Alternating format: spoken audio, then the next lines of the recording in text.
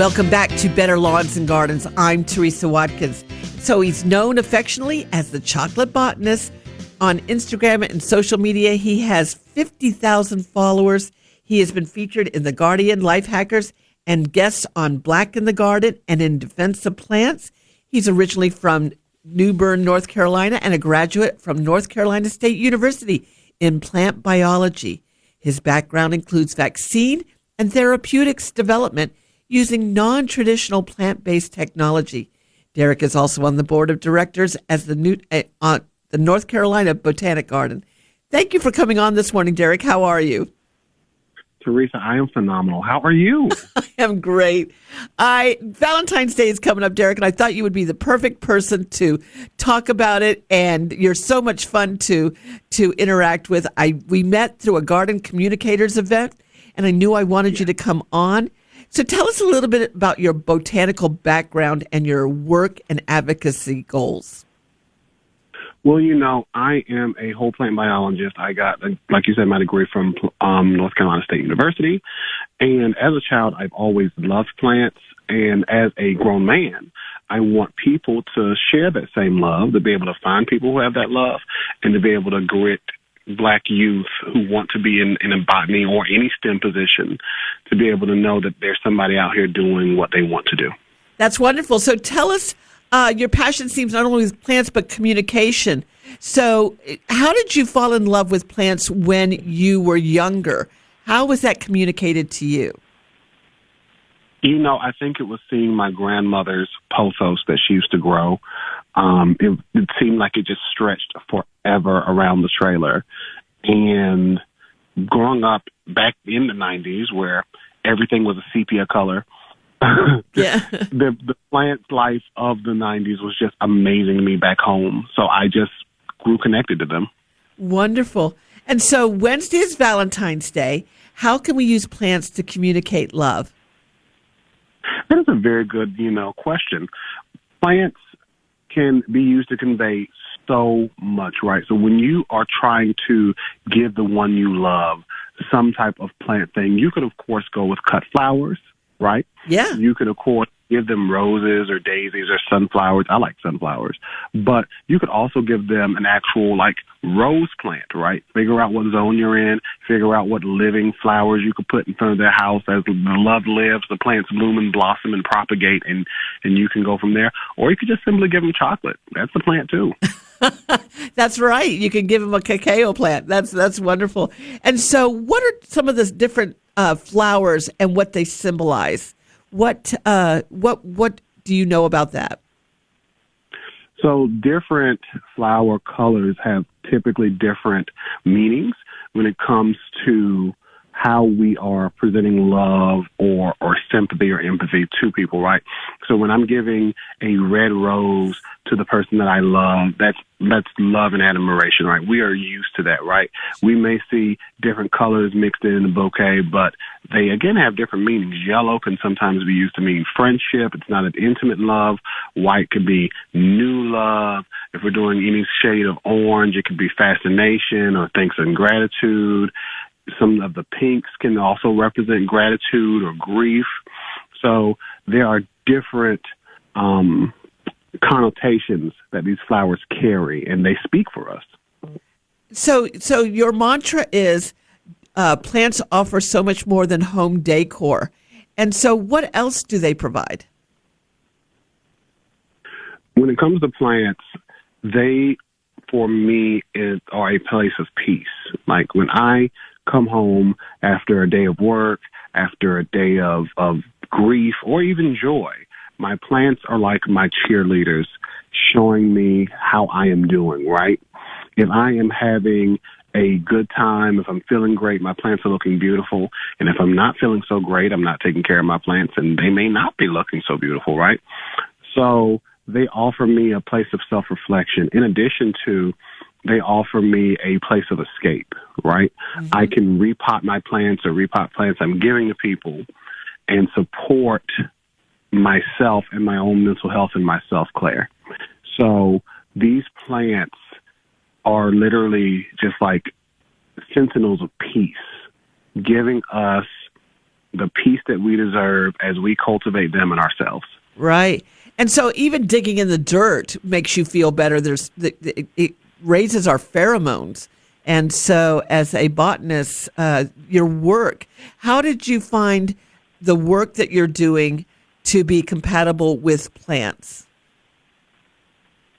The work that I'm doing, when it comes to, like you said, digging in the dirt, it is literally a self-care activity. It's literally soothing to me. So I knew that anything I want to do has to be related to plants, has to be related to dirt.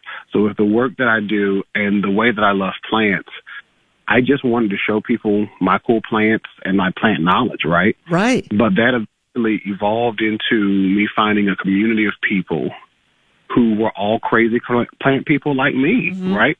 Who all grew however many 100 plants or 5 plants or whatever, and who we could all geek out with. We can go and hang out. You know, most people hang out at the club. I might hang out at a Home Depot or at a garden center. And we could just meet and talk about plants and show off pictures of our plants, like people show off pictures of their children and their grandchildren. That is a trend right now with the younger generation, with the Gen Z, is talking about their plants and caring for them like children.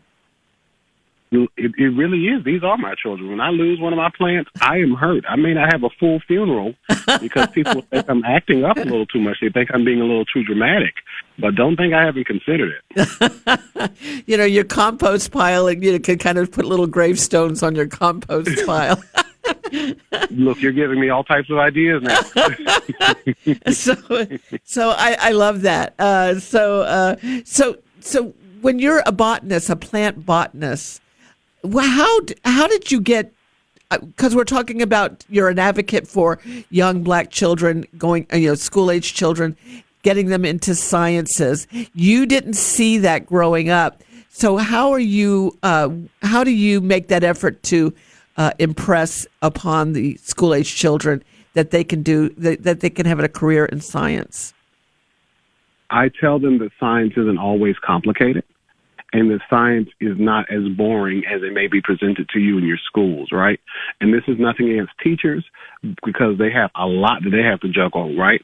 But because I don't have that curriculum that I'm kind of handcuffed to, I can show them the cool and the fun stuff, and then sneak, the hard or difficult stuff in underneath. I might throw a term in under, and throw in a big word or a big concept. It's like when you're cooking food for children and you hide the vegetables in the food they didn't notice. It's something like that. So I literally try to show them that, in addition to letting them know, like, this is what I do. I am a plant biologist. I am a botanist. I am 6'2". I sometimes have a big beard. I have locks. I am not what is traditionally looked at as a scientist. When you think of a picture of a scientist, I don't often wear lab coats. I'm not, with beakers and test tubes, because that's mostly chemistry. Yes. I am non-traditional, and that person, that child, can grow up to be a non-traditional scientist. And I want them to see me, to see that, and to know, look, I'm here for you. And there's been not only school-age children, but even those who are going into college or who are in college who have hit me up and are like, hey, we are trying to do whatever. We're trying to do this, and it's hard. And I speak to them, give them a little time and tell them I'm here. There you go. And so how can parents encourage their children if they see their child, whether it's a boy or a girl, and they're interested in plants? How can they encourage that love and get them to become, to grow as a scientist? You encourage that love by doing it with them. When you are making those core memories with your children, it can mean the world to them later in life. I can think of looking at the plant stuff with my family, planting roses for my grandmother when I was 16, telling them all my crazy science ideas as a child, and getting that literally listening and that support. Now, children can just talk forever. I'm God knows I can talk for a million hours in a day. But listen to them and hear them out, and then when you see them, support them. My grandmother used to buy all these little I forget what it was called, but back in the day, you could go to like QVC, yes, and like the Life books and everything. Sure. And she would literally purchase all this mail order science because I said I want to be a scientist. And I remember that to this day, and I have those references that I can give. Granted, now you could just go to Amazon and get it in a day, but she had to be ordering stuff all the time for me to get the stuff as often as I was getting it in the 90s. You know what I mean? So support your children and invest that money when you can. Okay, so do you have any plans for Valentine's Day? You know, I am going to actually be preparing for the Northwest Flower and Garden Show. So my Valentine's Day plans are kind of going to be boring. I'm not going to be sitting at home. But if any of you have beautiful Valentine's Day, I would love to live vicariously through you. So just DM me what y'all are doing. That's wonderful. So you have followers, 10,000 followers on Instagram, and you have a social media. So how can people find out more about the Chocolate Botanist? Where can they find you? So you can go to my website at thechocolatebotanist.com. You can find me on Instagram. That is the main hub I'm on, but I am on all social media platforms. There you go. Derek, thank you so much for coming on. I just love your philosophy and encouraging children. And Valentine's Day was the language of love from flowers. It's a good way to get students. So, again, tell us your website again. thechocolatebotanist.com. There you go. You have to go on and see him. He's just a handsome guy. I'm going on right now, and I'm going to follow him on Instagram. So there you go. Yes, I'm excited. Yeah, there you go. Thank you so much, Derek. I have a son, Derek, so I just love your name. So you have a great weekend. Happy Valentine's Day. Tell everybody on the West Coast I said hello. I shall. Thank you so much. You're welcome, Derek. Thank you. Bye-bye. It's a great show.